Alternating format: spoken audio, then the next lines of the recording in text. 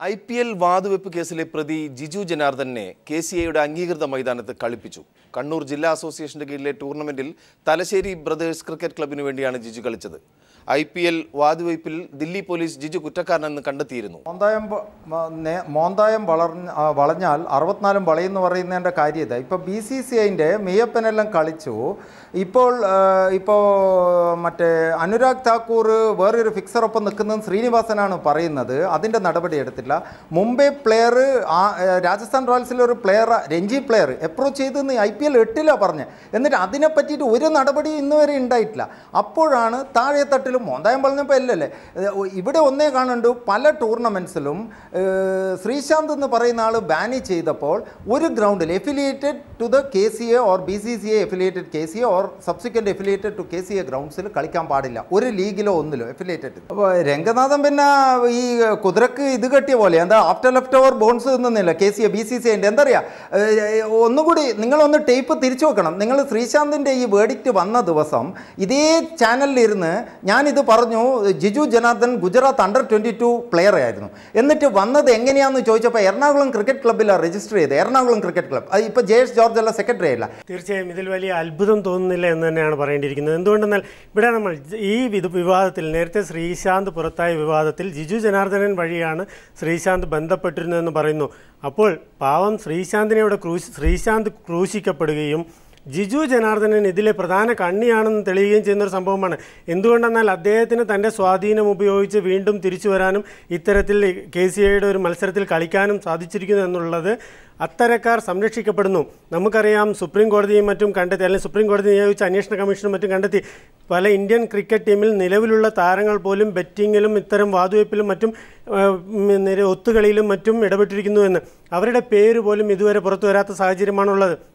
എന്തിൻ്റെ പുറത്തായാലും പരമോന്നത നീതിപീഠം പോലും നീതിയുക്തമായ രീതിയിൽ BCCIക്കെതിരെ അല്ലെങ്കിൽ BCCIയിലെ കള്ളക്കളികൾ ഇന്ത്യൻ ക്രിക്കറ്റിനെയും ഒപ്പം തന്നെ ലോക ക്രിക്കറ്റിനെ ആകെ ബാധിച്ചിരിക്കുന്ന വലിയൊരു മാഫിയ, ഇവിടെ പറഞ്ഞതുപോലെ D കമ്പനിയാണ് നിയന്ത്രിക്കുന്നതെന്ന് പറയുന്നു. വലിയൊരു യാഥാർത്ഥ്യം തന്നെയാണ്. ഇപ്പോൾ നടക്കുന്ന IPL തന്നെ നമുക്കറിയാം പലയിടങ്ങളിൽ നിന്നും വാർത്ത കേൾക്കുന്നു വാതുവെപ്പുകാരെ പിടികൂടിയെന്ന്. ആ വാർത്തകൾ ചെറിയ വാർത്തകളായി ഒതുങ്ങിപ്പോകുന്നതല്ലാതെ IPL അവർ നല്ല രീതിയിൽ നടത്തുന്നു, അല്ലെങ്കിൽ നല്ല കച്ചവടമായി തന്നെ തുടരുന്നു.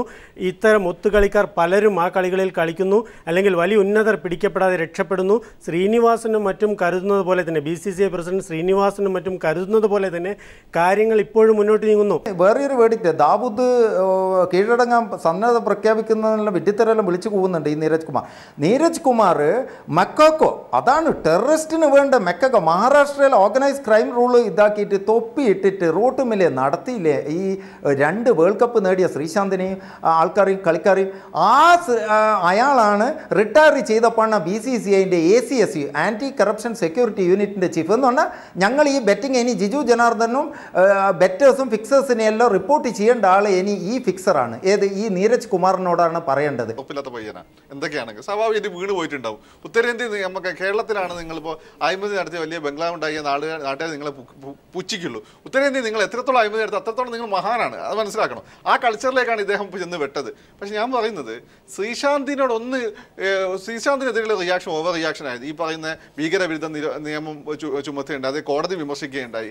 അത് മാത്രമല്ല അദ്ദേഹത്തിന് ഈ നമ്മളിപ്പോൾ ഹോളിവുഡ് സിനിമയിലെ കാണുന്ന ഭീകരന്മാരെ പോലെ മുഖം മൂടി കൊണ്ടുപോയി അദ്ദേഹത്തിന് അപകീർത്തിപ്പെടുത്താൻ ഞങ്ങൾക്കെതിരെ ഞങ്ങളുടെ കൂടെ നിൽക്കുന്ന ഒരാളാണ് പോലും ശബ്ദിച്ചാൽ ഇതായിരിക്കും ഞങ്ങളുടെ ഒരു റിയാക്ഷൻ എന്നുള്ള കൃത്യമായ മെസ്സേജ് ശ്രീശാന്തിലൂടെ കൊടുക്കുകയായിരുന്നു. അങ്ങനെ അല്ലെങ്കിൽ ധോനി ഉൾപ്പെടെയുള്ള ആളുകൾ ഇതേ രീതി ട്രീറ്റ് ചെയ്യുകയും ചോദ്യം ചെയ്യപ്പെടുകയും അത് ഉണ്ടായിട്ടില്ല എന്നാണ് ഞാൻ പറയുന്നത്. ഇപ്പോൾ ശ്രീശാന്തിനെ സംരക്ഷിക്കേണ്ട ബാധ്യത നമുക്കൊന്നുമില്ല. പക്ഷേ ഈ യാഥാർത്ഥ്യങ്ങളൊക്കെ തുറന്നു പറയാനുള്ള ബാധ്യത കേരള ക്രിക്കറ്റ് അസോസിയേഷൻ മാത്യുവിനൊക്കെ ഉണ്ടായിരുന്നു. മാത്യു അതൊന്നും ചെയ്തിട്ടില്ല. ഒരു നായർ കേരളത്തിൽ നിന്ന് പോയി BCCനെ ഉയർന്ന സ്ഥാനത്തെത്തിയപ്പോൾ ഞാൻ നേരത്തെ പറഞ്ഞ പോലെ ശ്രീശാന്തിന് ഒരു മലയാളിക്ക് ഒരു അനന്തപത്മനാഭന് മുമ്പ് കിട്ടേണ്ടതായിരുന്നു, അത് കിട്ടിയിട്ടില്ല. ഇല്ല, ഇത് ടൂർണമെന്റ്സ് ആണ്. അതുകൊണ്ടാണ് ഇവർ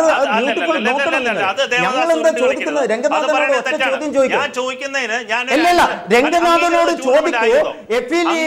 ടൂർണമെന്റ് ആയിരുന്നു. ദേവദാസൻ ആൻസർ ഇല്ല. അപ്പൊ ചുമ്മാ എന്തെങ്കിലും പറഞ്ഞിട്ട് ഒരു ചർച്ചയിൽ ഇങ്ങനെ പറയുന്നതിൽ യാതൊരു കാര്യമില്ല. ഒരു KCA അല്ലെങ്കിൽ BCCIയുടെ ഒരു അംഗീകൃത ടൂർണമെന്റ് ആയിരുന്നു. ഇപ്പൊ നാളെ ആർക്ക് വേണേ കളിക്കാം. രംഗനാഥൻ ഒരു മിനിറ്റ് എന്നോട് ചോദ്യം, ഞാൻ ഒരു ഉത്തരം പറയട്ടെ.